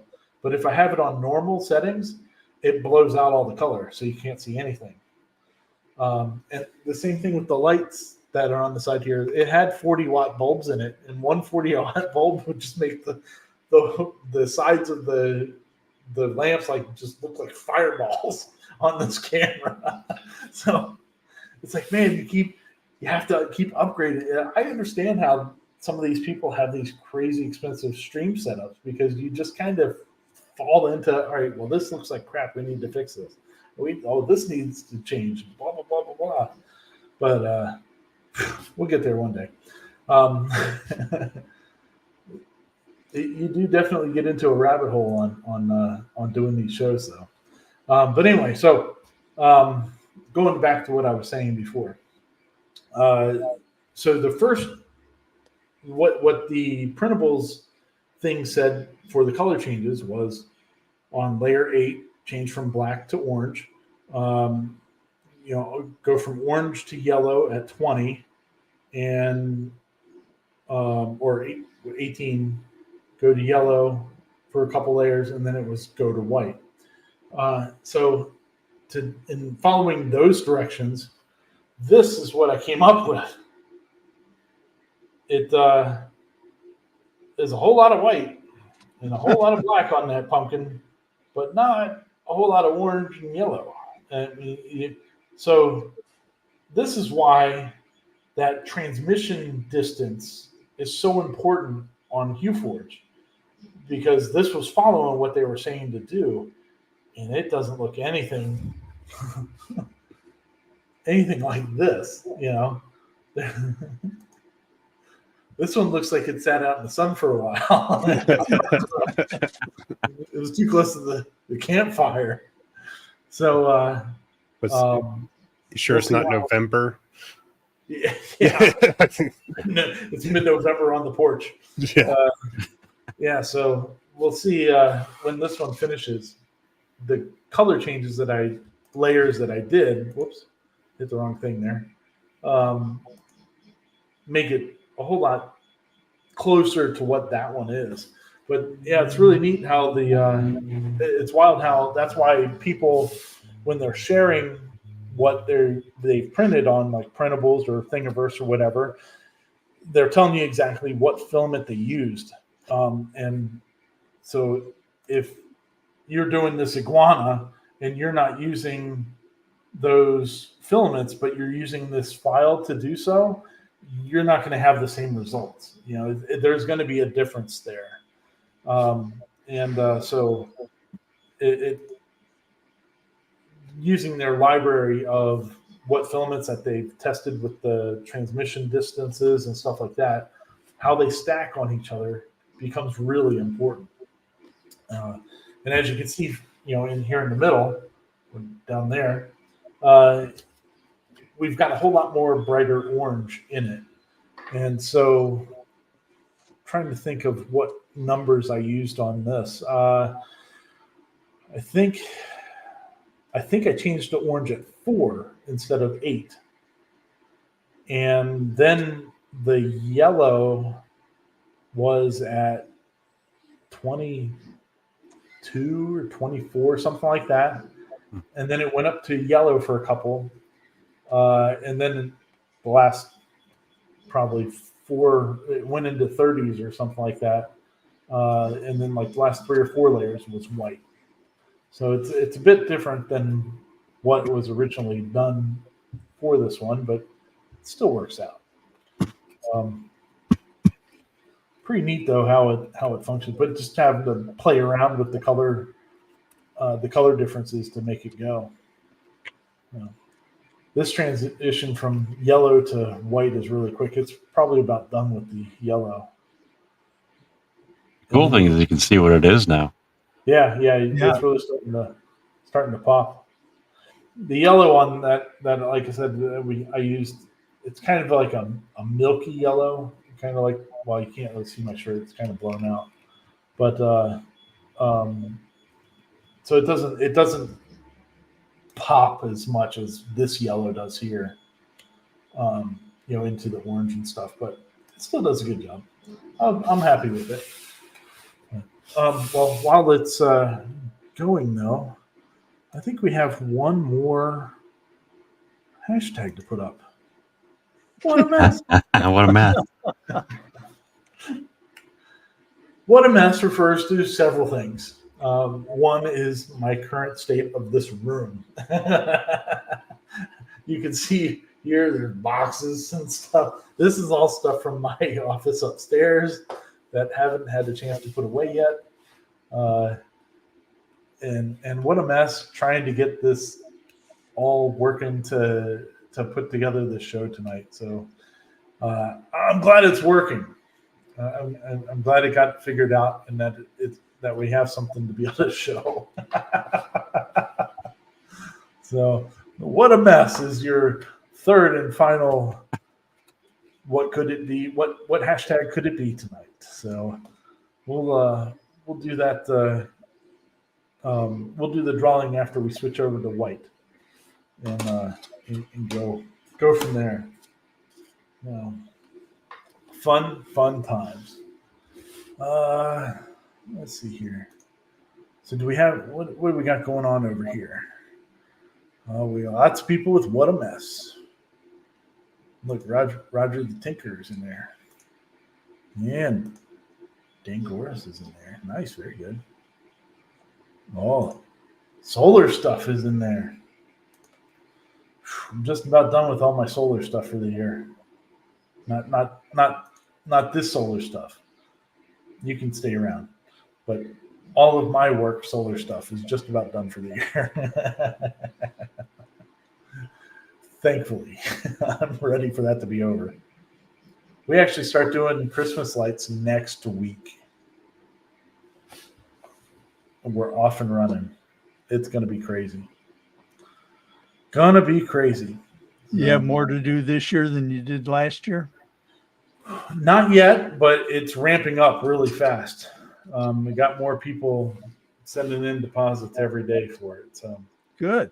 I need to make some orders this week of all the stuff we need. Pretty good. We got some good projects going on this year. I can't wait. When there's this one holly tree that we do, and it's a 40 foot tall holly tree, and they wanted to add a star to it this year. So I ordered in January of this year. I ordered a 4 foot wide star that is going up on top of this big giant tree. So I'm really excited to see how that one turns out, and because we put a crap ton of lights on that tree, and it's pretty wild when you see how bright it is. So with the star on top, it could be the topper of the cake. Pretty neat. Roger's asking, what solar stuff am I doing? Roger, I have I have my own solar company. Started my company, Western Maryland Solar. This is our 10th year. I do primarily residential stuff. I do some small commercial stuff on occasion, but not very often. Just because most of the time these days, I like working by myself. And so I don't like getting into giant projects that are, Walmarts and stuff like that. These large solar projects that would just, one, I don't have the manpower for it, and two, I don't want the headache. It's a lot easier to work with people doing residential stuff, where you deal with a couple people and they can make a decision rather quickly, usually, on what they want to do or not. So, Yeah, you also evicted somebody too. yeah. Yeah. That guy. Oh, that guy. I feel so bad for him. So after we had the raccoon on the roof, 6 months ago now? It's been a while since that happened. He called me up the other day. Had lightning hit the house, took out a couple of the inverters. No. Yeah, so I was like, oh my god! Like you had. He's building or remodeling a house down in North Carolina, I think at the beach down there. He's like, I'm ready to move. This is ridiculous. I don't want to live here anymore. It was pretty funny. I was like, oh yeah, I see you. Oh yeah. Yeah, Jerry got his 13-foot Jack Skellington. Oh, I'm so envious of this. I want one. That is a great. If you want a fun group on Facebook to follow, the 12-foot skeleton owners group is the one to be a part of. They have a Facebook group for that? Yeah. Yes. And it is fantastic. These people buy these $300-$400 12-foot skeletons and want to leave them up all year long. They dress them up for different seasons and holidays, and when they get yelled at by their HOAs and stuff, they post the letter saying, "Look, I got my first HOA letter." When people, there you go, Richard. All right, Richard, have a good night, buddy. Thanks for joining us. We appreciate it. I'll put up a picture on the Facebook group, our Ballard Designs Facebook group, so you can see what it looks like at the end. They put up all the stuff that people yelling at them and writing notes. Your skeleton is scaring my child. All this stuff. It's great. I absolutely love it. Oh, we're moving. Gotta go to white. We're almost done. Yeah, that one popped right off. See, the yellow was really quick. I just thought it'd be neat to put some really bright red LEDs in the eye sockets of one of those. Oh. There's a guy in my town that has one, and he got the werewolf too. Oh, cool. So he has a skeleton walking the werewolf.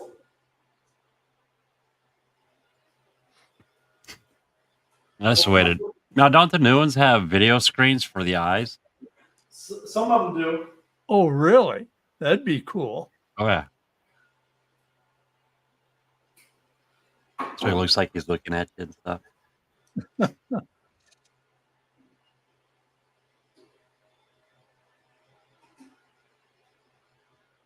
Oh, come on, you. Get in there.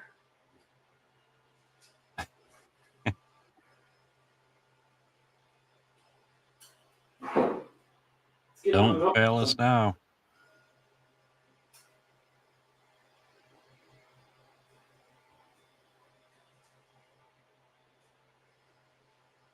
What's going on?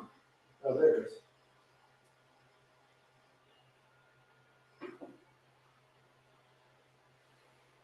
I didn't do it fast enough. It started cooling the nozzle. Ah. Oh, she's looking good though. Oh, give us an overhead. Now you can wait a couple minutes. Oh, the suspense. Well, if I move it, it's not going to look right anyway. You won't be able to see it very good from there. Come on, come on, come on.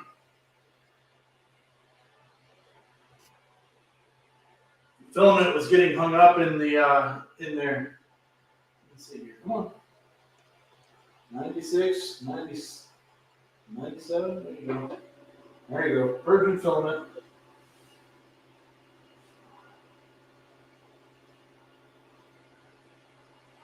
Da-da-da-da.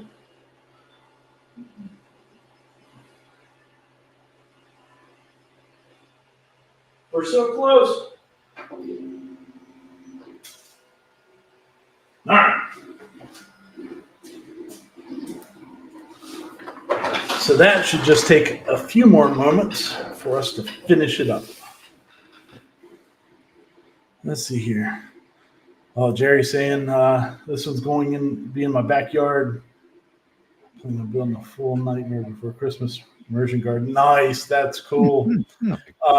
On that 12-foot skeleton owners group, which, Jerry, if you're not a member of that already, you definitely should be, especially having a big Jack Skellington. Like there's people that have actually made their own Jack Skellington ones for their skeletons. I mean, people dress them up as the Grinch, Santa.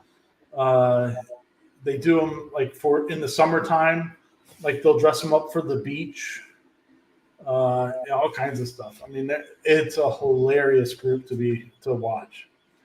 I would love to have one for the shop, and it would stand next Get in there, wouldn't it? Yeah, it would stand in there next to the scoreboard when I get this hanging the scoreboard up, and that's my thought on it. So I'm watching. I always watch Facebook Marketplace for somebody that's getting rid of them cheap, but nobody gets rid of them. They either Not right now. Now's not the time. yeah. So if they get rid of them, it's like because they fell and like exploded, and there's not enough pieces left to actually, the head's all destroyed or whatever because they don't anchor them down right or whatever. It's pretty funny, but yeah, pretty good. Yeah. An immersion garden in the backyard would be pretty sweet for Nightmare Before Christmas. Yeah, that's one of my favorite movies. Oh, it's so close. It's so close. Nice. Very awesome. All right. Well, since it's printing that last one, let's go ahead and give away the HueForge license. So we'll go back here and so what in the giveaway tonight? Look, I'm like Wilson. Or a real long chin. There we go. Yeah. Here we right there. Yeah. So tonight's giveaway, Steve from HueForge gave us a license for the personal use license, which is right here. So you're going to be able to. It's a free license for it. You can use the software and produce, and you can keep them or you can give them away or whatever. You can't sell them. So that's what we're giving away tonight. So thank you very much to Steve over there. And well, let's see here. We're gonna have to get this. We're gonna go to present, and by the time that we get this all done, that we should be about done there. Select the window or screen. I need to get this. There we go. There we go. There we go. We're gonna go crazy on the screen here for a second. There we go. And Love it. we're gonna do giveaway. Paul is a pumpkin. was our hashtag for tonight. I'll give it another 10 seconds, and then we're hitting the button. So if you hadn't put it in there yet, hashtag Paul's a pumpkin, and good luck. Oh, it just finished, so we got to hurry up now. All right, so we're drawing. Here we go. Who's it going to be? Paul! Nice. Very nice. Congratulations, Paul. You won the Hugh Forge personal license there. Great. And, I'm trying to. There we go. Or trying to stop sharing. Trying to. There we go. We may have reached the limits of what this computer likes to do. There we go. There we go. Very good. Well, we finished. So let me go grab it, and we can get a closer look.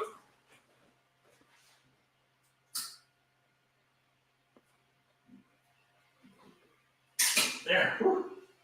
Pop it right up. Like I said, this thing is not even overall 3 millimeters thick, and really, it's going to be the thickest at that white area.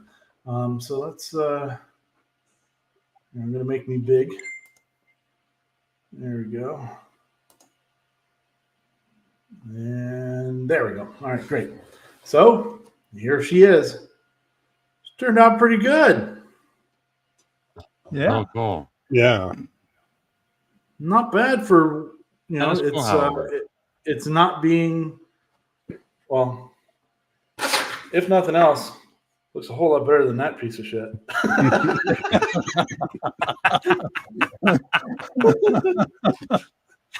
This one we're still in October for. Let's see. All right, so we'll just do a little comparison here. There we go. That's what the one on printables looks like. And there's that one. So a little bit different. I mean, but there's not a whole lot you can do about it when you're not using the same filament colors. And but overall, I think it looks pretty good. You can kind of see when I hold it there, you can kind of see the yellow and stuff over in through the mouth is the different from the white. But it looking at it closely, like I'll take a picture of it and put it up on Facebook and all that good stuff in the group. So if you're not a member or following R. Ballard Designs on Facebook, you should. And because I show stuff up on there and projects that I'm working on. But I'll put a picture of this up on there. And I think overall it looks pretty good. I'm pretty happy with it. I probably could have gone another layer lower with the orange so that the black wasn't just so black, that it toned it down a little bit more. But overall, I'm pretty happy with that one. That turned out pretty decent. Good stuff. There we go. Cody wants to laser a pumpkin pie. I've done it. Yeah. It works. You can do it. Oh yeah. I'll do a pumpkin too. I'll literally take a big pumpkin and set it in my laser and go to town. It works. Oh yeah. Oh, actually, Cody, do one with one of your bits. Hey Thomas, no, you haven't been. I haven't been on the button, so you definitely didn't get banned by me. So, oh yeah, look at that. Look, Jerry says see, I told you, Jerry. I was thinking this is like the perfect program for Jerry to be playing with. So it Can't wait to see what you come up with. let's see here. Oh, what's Thomas saying here? Do you use all new light strings? Do you have a favorite tool for finding burnt out lamps? Well, typically, for Thomas is asking about my Christmas lighting business on this one, and I use commercial stuff for my lighting. So on the front of houses or whatever, the big stuff that we do on the houses, I use a C9 bulb, which is, I don't know, this isn't one, but this is kind of representation of about the size that they are. I mean, it's a pretty good sized bulb. We use those on the house itself, and then I use the LED mini lights on trees and columns and bushes or stuff like that. So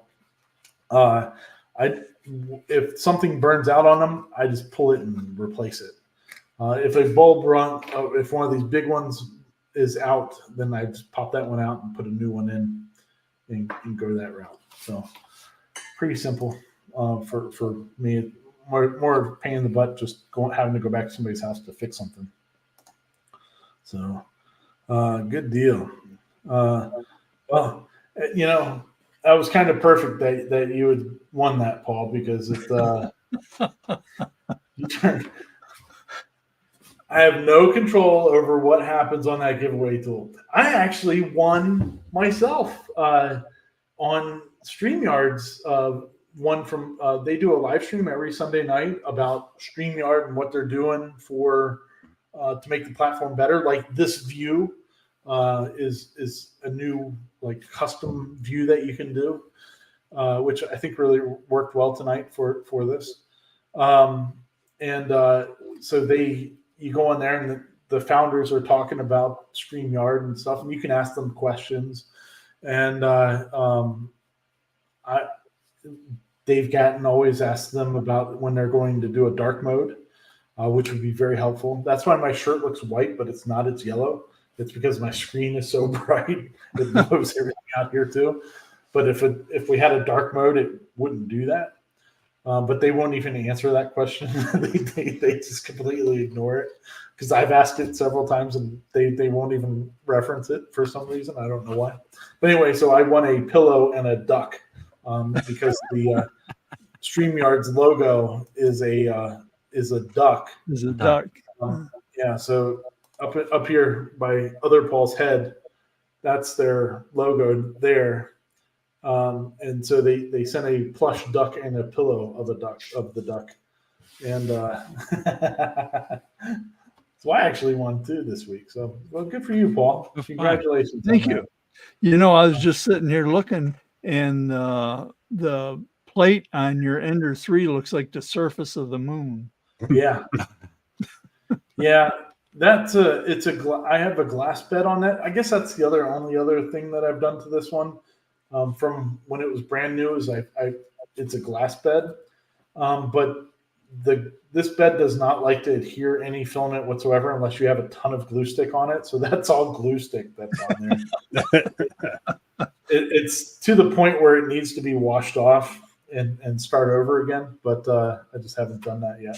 See, I'm a fan of this. Yeah, you're an Aquanet guy. Yep. So Yep. I used to be an Aquanet guy.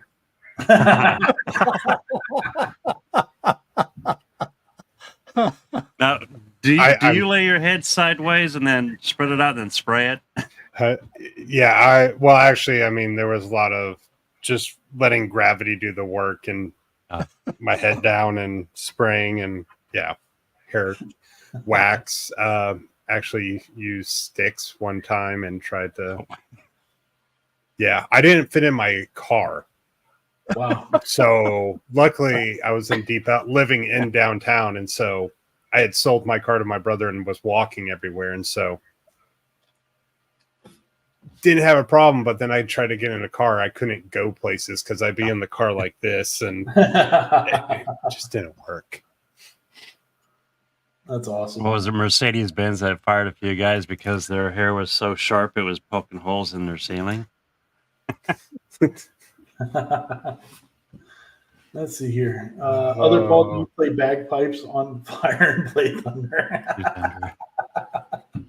No, I play the garbage can on Fire. Yeah, there you go. How tall are you, Other Paul? I'm 6'3.5". Oh, so we're like the same height. Wow. We were the same height before I jumped out of airplanes. But you couldn't. You'd have trouble walking through doorways. Yeah. Whew. Man, that's what I wouldn't do. Well, I don't have the patience to let my hair get that long anymore. We're getting Wolfman stage here pretty soon, so good stuff.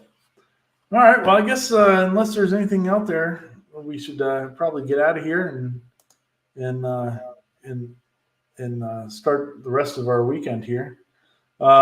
Just wanted to thank everybody for showing up and hanging out with us for the last couple hours. It's a lot of fun. I appreciate it, and we'll keep this thing running.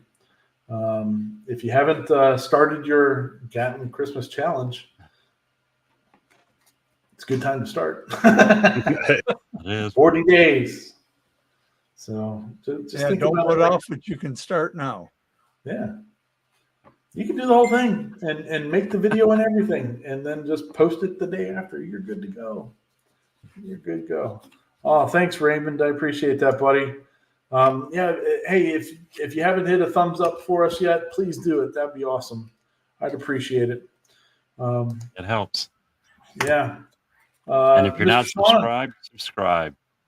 I appreciate that too. And buy stuff on Ryan's Etsy page. Oh, I appreciate that. Sean, you got anything else you want to say or talk about tonight? Have a wonderful evening, everyone. There you go. Mr. Corliss? Hey, I'm good. This is the first time I've won on any of these drawings. Oh, that's awesome.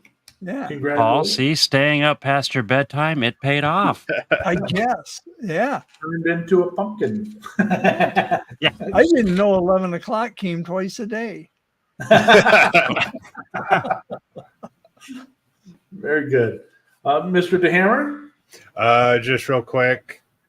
Oh, yeah. So look at that. Big firewood. just a sneak I like peek. that. That's 1 out of 4 designs. I'm waiting for the 5th one, and so you See. can find that on my YouTube store. There's my big old stack of firewood. There you go. I'm part of a stack. That's a good one. Yeah. You put up a couple things onto the site here. Yeah. Paul's in the description of the video. There's a link to Paul's website. So get in there and order some stuff. I know it's awesome. Awesome. So let's see here. Let's see, just doing the last check of anything on here. Good deal. Hit the like button, y'all. Thank you, Cody. Appreciate that, pal. All right. Well, that's going to be it, man. I appreciate it. Everybody have a great show, a great weekend. I appreciate everybody that stuck around for us tonight. Remember, no show next week, but we'll be back the following week and all the way through Christmas and the holidays and all that. And we'll keep it rolling. So thanks for helping us make it up as we go. And we'll see you next week. I guess I got to hit this button over here. I haven't hit the button yet. There we go. See you guys. Bye. Have a good night.